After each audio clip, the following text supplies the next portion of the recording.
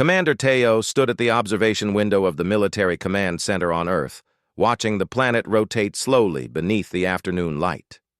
The year was 2247, and humanity had finally spread across the solar system. Colonies on Mars, mining stations on asteroids, and research outposts on Jupiter's moons all relied on the decisions he made every single day. He was 45 years old, with gray streaking his black hair, and the weight of millions of lives rested on his shoulders. The alarm on his personal communication device suddenly buzzed. Teo did not jump or show any surprise. His years of training had taught him to remain calm, no matter what crisis arrived. He tapped the device, and a message appeared in glowing letters across the screen. It was from the Central Earth Council. The message was short but urgent. Prepare for immediate transmission.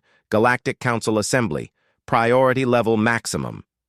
Teo's heart began to beat faster. The Galactic Council had contacted Earth directly only 3 times before, and each time the news had been important. The Council was made up of 17 ancient alien civilizations that had existed together in peace for nearly 2,000 years. To be summoned by them meant something significant had happened. He immediately called for his closest team. Within 30 minutes, Captain Ji-Wan, Lieutenant Commander Min-ji, and Ambassador Young-Soo arrived at the command center. Ji-Wan was one of the best military pilots humanity had ever produced. Her face was serious as she entered the room, her eyes scanning the space as if looking for danger. Min-ji was a genius scientist with wild, intelligent eyes. She had studied every piece of technology that humans had ever discovered about alien species. Young-Soo was the official voice of Earth to the galaxy. He was a calm and thoughtful diplomat who had spent the last 10 years learning about other species and their cultures. "The Galactic Council has called for us," Teo said, not wasting time on unnecessary words. "We leave in 4 hours." "What do they want?" Ji-Wan asked, her hand resting on the back of a chair. "The last transmission from them said everything was peaceful and stable." "We will find out when we arrive," Teo replied. He looked at Min-ji. "Prepare whatever scientific equipment you think we might need. We do not know what we are walking into." Young-Soo crossed his arms and nodded slowly. "I will contact the other world leaders. They need to know that we are leaving Earth. If something happens to us, they must be prepared." The 4 of them moved quickly through the next few hours. They gathered supplies, checked weapons that they hoped they would not need, and prepared their minds for what was coming. At exactly 4 o'clock in the afternoon, they boarded the diplomatic ship called the Harmony of Worlds. It was a small vessel, but it had been built with the most advanced human technology available. Its engines could take them across the solar system faster than any other ship ever built by human hands. As they left Earth's atmosphere, Teo stood on the observation deck with the others. The planet grew smaller and smaller until it was just a blue and green marble floating in the darkness of space. He felt the weight of responsibility even more heavily now. He was carrying Earth's future with him. The journey to Meridian Prime Station took 5 days. During those 5 days, the team watched the stars pass by and spoke little. Min-ji studied the data that the Galactic Council had sent over the communication systems. She took notes and made diagrams on her tablet. Ji-Wan practiced her combat skills in the small training area on the ship. Young-Soo prepared speeches in different languages that he had learned from alien species. On the morning of the 5th day, Meridian Prime appeared before them like a massive metal flower floating in space. It was enormous, at least 50 kilometers across, with hundreds of docking bays and gleaming towers that rose toward the heavens. Ships from different alien species filled the area around the station. Teo had never seen anything so large or so impressive. It made him feel very small and very far from home. As they approached the docking bay, Teo received a communication from the station. A voice that was not quite human, but not quite alien either, spoke in perfect English. "Welcome, humans. Please proceed to Docking Bay 17. A guide will meet you there." The ship touched down smoothly, and the team of 4 prepared to exit. Teo made sure his uniform was perfect. Young Su checked his appearance in the mirror. Minji carried her equipment bag with care. Ji-won adjusted her weapons and made certain everything was ready. When the doors of the ship opened, a strange creature stood waiting for them. It was tall and thin, with skin that looked like silver metal and eyes that glowed with soft blue light. The creature was a Veldren, one of the oldest species in the Galactic Council. It spoke in a voice that sounded like wind chimes. "Greetings," the Veldren said. "I am Navigator Kelth. I will take you to the council chamber. But I must warn you, the situation is grave. The council is frightened. I have never seen our leaders in such a state of fear." Teo and his team exchanged quick glances. If even the ancient Veldren were afraid, then something truly terrible must have happened. They followed Navigator Kelth through the massive corridors of Meridian Prime. The station was filled with beings of every imaginable shape and size. Some walked on 2 legs, others on many legs. Some floated through the air. Some seemed almost like energy rather than solid bodies. It was a reminder of just how young humanity really was, how much they still did not know about the universe. They walked for what seemed like hours, passing through enormous metal doors and across great halls. Finally, they arrived at the council chamber. It was a massive circular room with seats arranged in a half-circle. 16 of the 17 council species were already present, their representatives seated and waiting. The air felt heavy with worry and tension. The Veldren delegate, an ancient being named Sharvox, who was thousands of years old, stood and looked down at the humans. His voice was deep and filled with concern. "Humanity," he began, "we have called you here because the galaxy faces a crisis unlike anything we have ever known. A dimensional rift has opened at the edge of our space. From this rift, things are coming through. Things that we cannot stop. Things that are destroying everything in their path." Teo felt a chill run down his spine. This was far worse than he had imagined. "And there is more," Sharvox continued. "We have a choice to present to you, a choice that will determine your future, and perhaps the future of the entire galaxy." The dimensional rift was like nothing that humanity had ever faced before. Sharvox explained it to them with images that appeared in the center of the council chamber. A tier in space itself, between dimensions, was growing larger every single day. From this tier came creatures of pure energy and impossible forms that did not obey the laws of physics that the council's scientists understood. "Our weapons cannot harm them," Sharvox said, his ancient voice full of despair. "Our shields barely slow them down. In 3 months, they will reach our core worlds. In 6 months, if nothing changes, all of civilized space will fall. Everything that we have built over thousands of years will be destroyed." Minji leaned forward, her scientific mind already working on the problem. "What is on the other side of the rift?" she asked. "Where are these creatures coming from?" "That is the terrible part," said another delegate, a creature made of crystalline structures that caught and refracted light. "We do not know. Our instruments cannot see through the dimensional barrier. Whatever is sending these creatures, it remains hidden from us." Youngsu stood up slowly. "Why have you called us here? What can Earth do to help?" Sharvox's expression grew even more serious, if that was possible. The ancient beings seemed to age another 1,000 years before their eyes. "We have called you here to offer you a choice. You may choose to surrender to our authority. You will be fully integrated into the Galactic Council as a protected species, but you will have no rights of independence. You will serve us, take orders from us, and do as we command. In exchange, you will share in the knowledge and technology we have accumulated over millennia. You will be safe, but you will never be free." He paused, letting the weight of those words settle on the humans. "Or you may refuse. You may go your own way, face this threat alone. But know this: If you refuse, we will not help you. When the creatures break through the rift and begin their expansion, Earth will be lost. Every human will die. Humanity will be erased from the galaxy. Teo felt anger rising in his chest, but he kept his face calm and steady. This was not an offer. This was a threat disguised as a choice. Jiwon's hand moved to her weapon, but Teo raised his hand slightly and she stopped. This was not a time for violence. This was a time for words and wisdom. "We need time to discuss this," Young-Soo said carefully. "This is not a decision we can make without consulting the leaders of Earth." "You have 12 hours, Sharvok said. "Then you must give us your answer. If you refuse to serve us, we will seal this sector of space. We will cut it off from the rest of the galaxy, and we will leave you to your fate."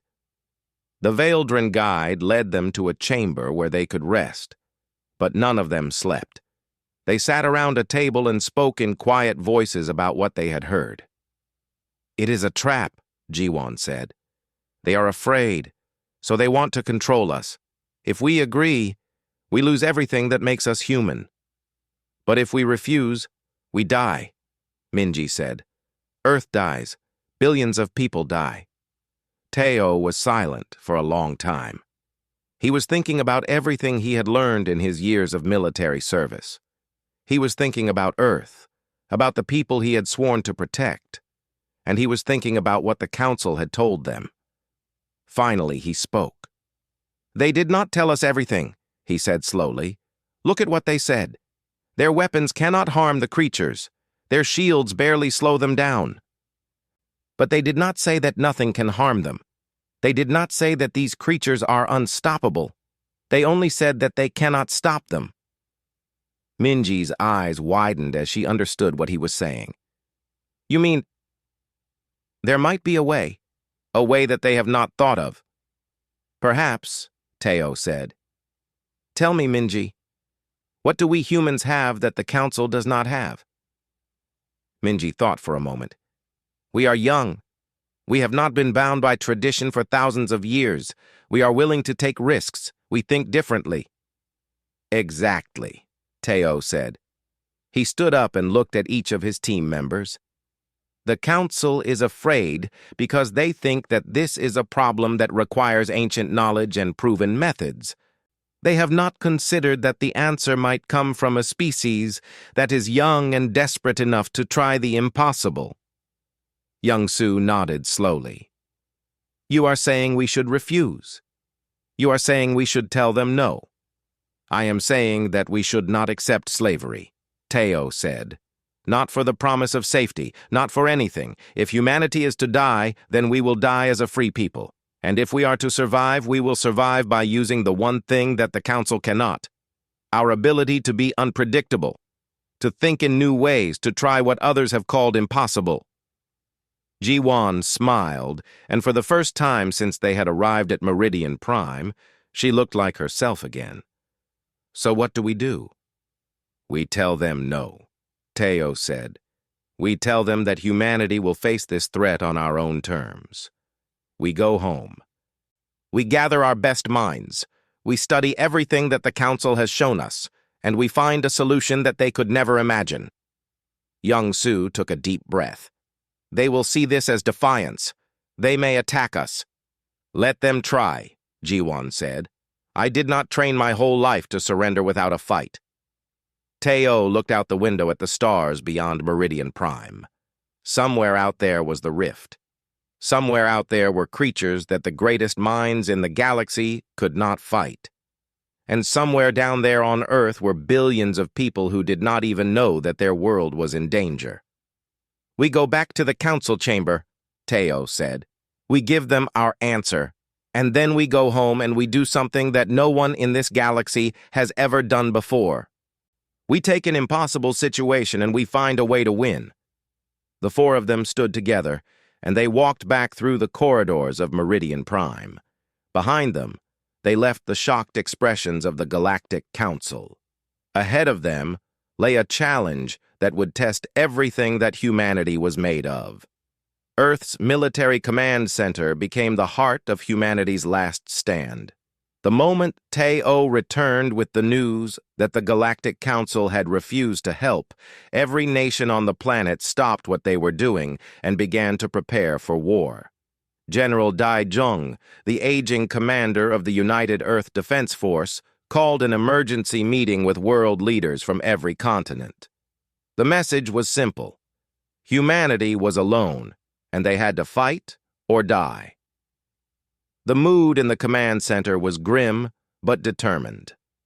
Tai Zheng was 73 years old, with a face lined by decades of military service. He had fought in many wars, seen many terrible things, but nothing had prepared him for this. When Taio explained what they had learned about the creatures from the dimensional rift, Daejung did something that surprised everyone in the room. He smiled. "Good," the old general said.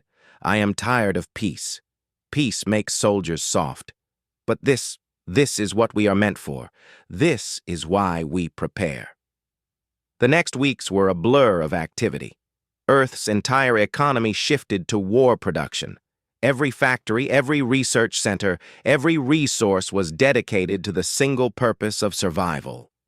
The research outpost on Mars, where nearly 2,000 scientists worked on fundamental physics experiments, was given a new mission. Study the data that the Galactic Council had provided about the dimensional rift and find a weakness. Dr. Minji took command of the research team herself. She brought together the best scientific minds from every corner of Earth. There was Park Sung, a genius engineer from Seoul, who could design and build weapons that no one else could imagine. There was Maya Ri, a brilliant physicist from Busan, who understood energy weapons in ways that seemed almost like magic. There were hundreds of others, all working toward the same goal: find a way to fight the impossible. For 3 weeks, they worked without rest, driven by desperation and the knowledge that failure meant extinction. Then one morning, Minji came to Taio with news that made his heart race. "We found something," she said, her eyes shining with excitement and fear. "The council told us that the rift was natural, that it appeared by accident, but they were wrong. The rift is being held open. Something on the other side is keeping it open deliberately. It is like someone has turned a key in a lock and left it there." Teo felt something shift in his understanding. "What does this mean?" "It means," Minji said slowly, "that if we can find the key and turn it, we might be able to close the rift from our side.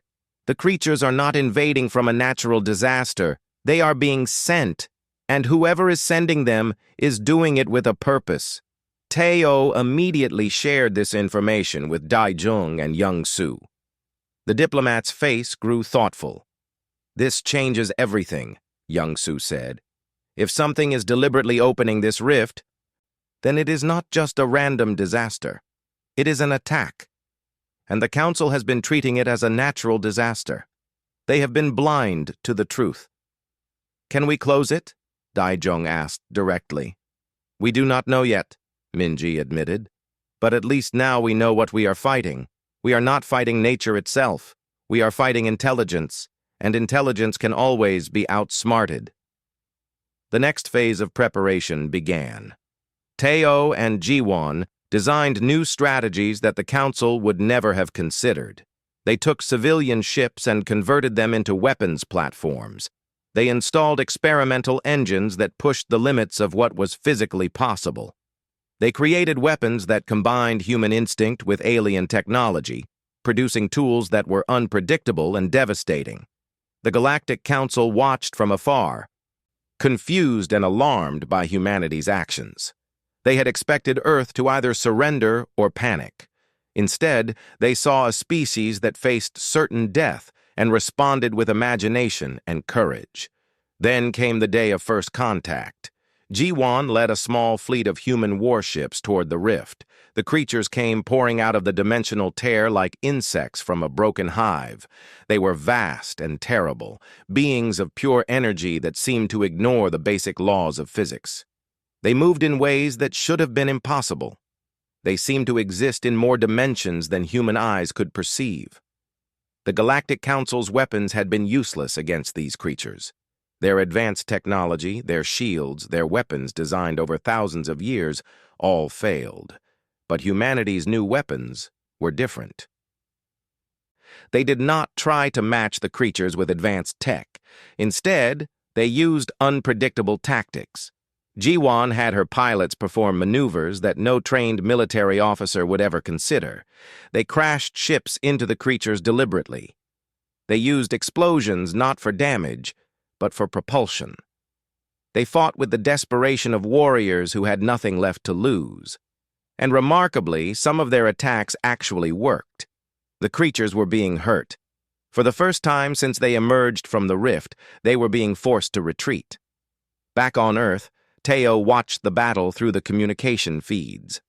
When it became clear that humanity had actually hurt these creatures, he felt something he had not felt in weeks: hope.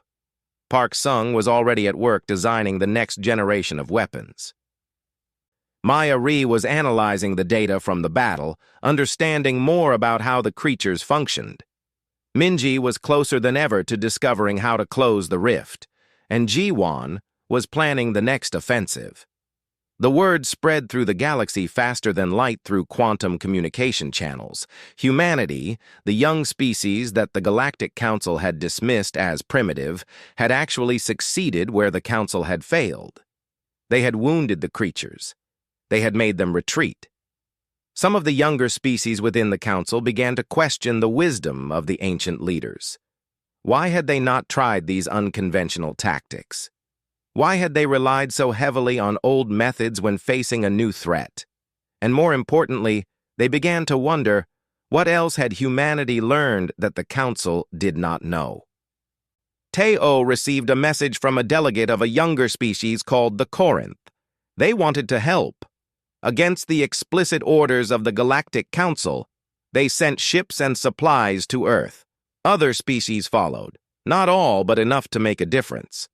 The balance of power in the galaxy was beginning to shift.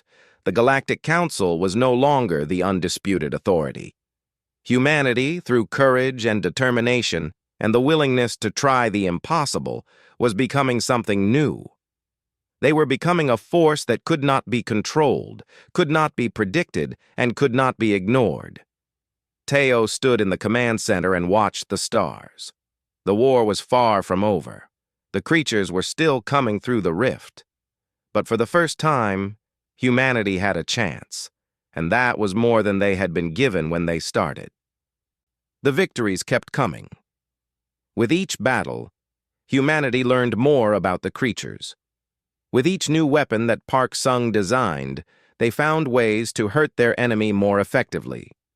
The tide of the war was turning, not quickly, but steadily. The creatures were no longer unstoppable. They could bleed. They could be defeated. Maya Ri worked in the research laboratories of Mars, surrounded by equipment that combined human engineering with technology from 5 different alien species. The younger civilizations that had joined humanity's cause had brought their own knowledge, their own solutions. Now, for the first time, there was cooperation instead of competition. Scientists from different worlds worked together, speaking through translation devices, united by a common purpose. "Look at this," Maya Ri said to Minji, pointing at the data on her screen. "The creatures do not come from a natural source. They are being made, engineered. Something on the other side of the rift is creating them, modifying them, sending them through. And every time we destroy one, something different comes through. Whatever is doing this is adapting to us." Minji nodded slowly, understanding the implications. "Then we cannot just keep fighting them. We have to go to the source. We have to close the rift." But closing the rift was not a simple task. The dimensional barrier was protected by forces that the human mind could barely comprehend. The mathematics of it alone required weeks of study. Yet Minji and her team of scientists from multiple species were getting closer every day. The Galactic Council watched all of this with a mixture of amazement and growing fear. The ancient delegates realized that they were losing control of the situation. The younger species were following humanity now, not the Council. The humans had shown them something that the Council had forgotten. That age and tradition were not always advantages. Sometimes youth and creativity were far more valuable. Sharvox, the ancient Veldrin leader, called a private meeting with young Su. The diplomat accepted the invitation with caution. He arrived at Sharvox's chambers on Meridian Prime, not knowing what to expect. What he found surprised him.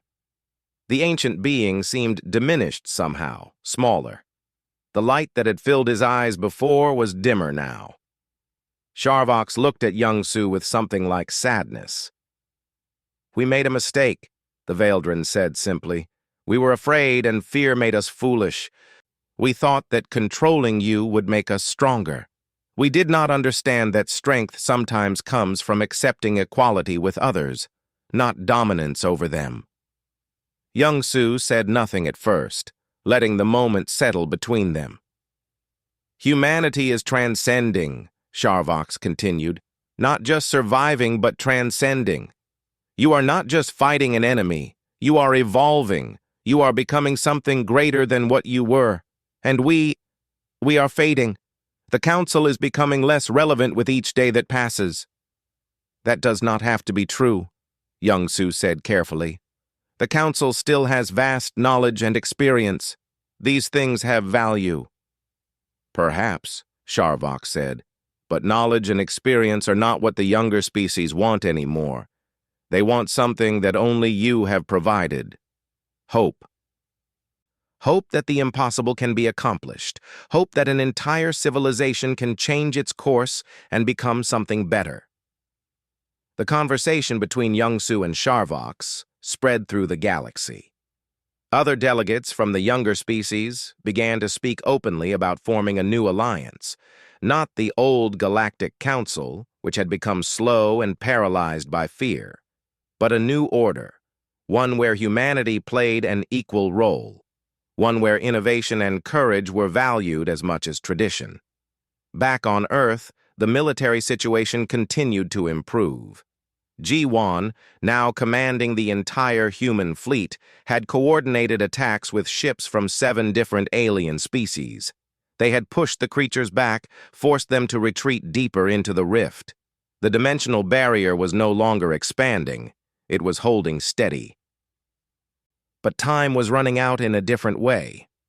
Minji's calculations showed that the creatures on the other side of the rift were adapting to their weapons at an increasing rate.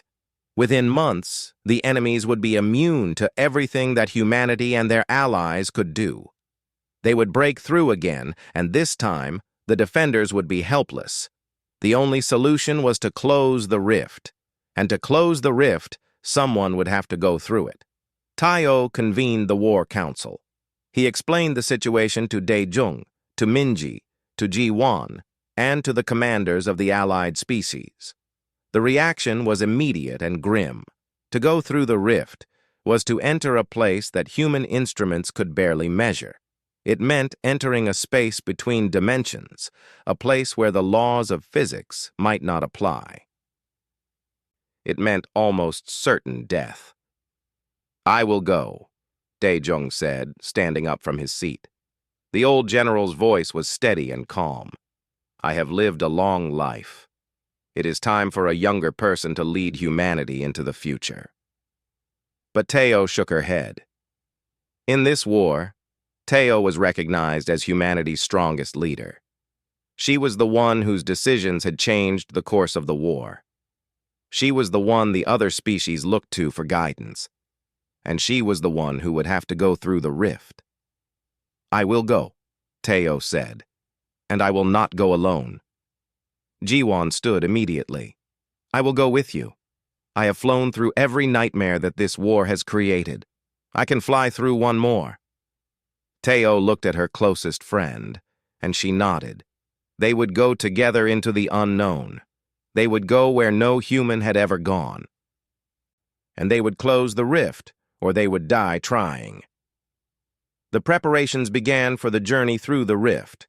Park Sung designed a new ship, something that combined the best of human engineering with technology from the allied species. It was a warship like no other, built specifically for the impossible journey they were about to take. Minji loaded it with weapons and tools. Young-soo came to say goodbye, and his eyes were full of tears, though his voice remained steady. "Come back," Young-soo said. "Come back and help us build the new galaxy that we are creating." Tae-oh and Ji-won looked at each other, and they smiled. They did not know if they would come back. They did not know if what they were about to attempt was even possible, but they knew that they had to try. For Earth, for all the species that were depending on them. For the future of the galaxy itself. The moment came. The ship approached the rift. The creatures came at them trying to stop them, but the Allied fleet held them back, and Tae-oh's ship, with her and Ji-won at the controls, dove into the dimensional tear and disappeared from the known universe. Behind them, the Galactic Council watched from Meridian Prime, and for the first time in their long history, they prayed. The dimensional space beyond the rift was not what Tae-oh and Ji-won expected. There was no gravity, no up or down. Colors that did not exist in the normal universe surrounded them. The ship's instruments went crazy, registering readings that made no sense according to any known laws of physics. But the ship held together, and the two pilots held their course toward what they could sense but not quite see, the anchor that was keeping the rift open. As they traveled deeper into the dimensional tear, they began to understand the terrible truth about what was really happening. The creatures were not random monsters. They were not mindless killers. They were refugees. They were beings fleeing from something even worse than themselves, seeking a way to safety. And they were being controlled by something far more ancient and far more desperate. Ji-won detected a massive consciousness ahead of them, something vast and powerful, and filled with an emotion that Mi-do would later describe as profound sorrow. As they got closer, the consciousness became aware of them. Instead of attacking, it sent a message, not in words, but in pure thought that somehow translated itself into language that Tae-oh could understand. "Do not destroy us," the message came. "Please, we are refugees. Our universe is dying. Everything we are is being consumed by a force beyond our control. We are only trying to survive." Tae-oh and Ji-won exchanged a look. This was not what they had expected to find. This was not an invasion. This was an escape attempt by beings who were just as desperate as humanity was. "Why are you attacking us?" Tae-oh asked, sending her thoughts into the dimensional space, trying to communicate with this vast consciousness. "We cannot control them," the being answered. "They are desperate. They are afraid. When desperate creatures are afraid, they destroy. It is in their nature, just as it is in the nature of all creatures. We did not mean to harm anyone. We only meant to find a place to survive." Ji-won moved the ship closer to the source of the consciousness. What they found was a being of impossible size and impossible age. It was like a whale made of pure energy, with intelligence and awareness that had existed for millions of years. Its name, when translated into human thought, was something like sorrow that seeks light. The being explained that its entire civilization was fleeing from the other side of the dimensional barrier. A force of pure destruction was consuming everything in its path, eating worlds, destroying species, leaving nothing but darkness in its wake. Sorrow that seeks light, and the surviving members of their species had found the rift and opened it, desperate to find a new home, somewhere, anywhere, before the destruction reached them. "We cannot close the rift," Tae-oh said. "If we do, the destruction will reach you. You will all die." "Then let the darkness take us," Sorrow that seeks light replied. "Better to die quickly than to harm billions of innocent beings." Tae-oh felt something shift inside her. This being was noble, even as it faced annihilation. It was willing to sacrifice itself and its entire species to spare others. This was not an enemy. This was a potential ally. She explained to Sorrow that seeks light what humanity had discovered. She told the ancient being about her people's ability to take impossible situations and find new solutions. She told the being about the younger species that had joined humanity's cause, about the new alliances forming. And then she proposed something that no one in the Galactic Council would have thought possible. Instead of closing the rift, they would expand it. They would create a stable corridor that would allow the refugees to pass through safely, not to the core of civilized space where they would be rejected or attacked, but to the regions of space that the Galactic Council had long since abandoned. These ancient dead zones, scattered with abandoned colonies and forgotten stations, could become a new home. But the force of destruction that chases us, Sorrow that seeks light, said. What of that? The rift is only one way. Once it is widened, the darkness may follow us through. Then we will seal it behind you, Teo said, and we will prepare to face whatever comes. Humanity has learned to stand against the impossible. If this darkness comes, then we will learn to fight it too. What followed was the most complex engineering project that any sentient being had ever attempted. Teo and Jiwan worked with Sorrow that seeks light and the consciousness that controlled the refugees. They communicated with Minji and Park Sung on the other side of the rift, giving them new instructions. The weapons that had been designed to destroy the creatures were repurposed. Instead of killing, they were used to stabilize the dimensional barrier, to widen it in the right direction, to create a corridor that would allow the refugees to pass through. It took 3 days of non-stop work. 3 days where Teo and Jiwan pushed themselves to the limit of human endurance. They slept in shifts while the ship performed calculations and adjustments that seemed to bend the very laws of reality. But slowly, surely, the corridor began to form. The refugees started to move through, beings of pure energy and impossible forms, fleeing their dying universe for the hope of a new beginning. Millions of them poured through the stabilized rift, guided by Sorrow that seeks light toward the dead zones of space that would become their new home. As the last of the refugees passed through, Teo made a decision that would change the course of galactic history. Instead of immediately sealing the rift, she kept it open for just a few minutes more, long enough to send a message back through the dimensional barrier to the force of destruction that was hunting the refugees. The message was simple. It said, "This is humanity. We protect those who seek refuge. If you wish to pursue them, you must come through us first." The force of destruction, whatever it was, did not respond. It did not come through the rift, and when Teo finally sealed the barrier, collapsing the rift behind the last of the refugees, she knew that the threat was contained. Humanity had done more than save their own galaxy. They had saved an entire civilization from extinction. The journey back through the dimensional space was peaceful. The impossible colors faded. Gravity returned. The ship's instruments began to read normal values again. And finally, after what felt like both an instant and an eternity, Teo's ship burst back through the rift on the side of the known universe. They were greeted with celebrations that stretched across the entire galaxy. The creatures from the dimensional rift were gone. The threat was ended. And humanity, the young species that the Galactic Council had tried to control, had saved not just their own people, but an entire alien civilization. Teo and Jiwan looked at each other and smiled. They had gone through the impossible and come back alive. Now came the hardest part.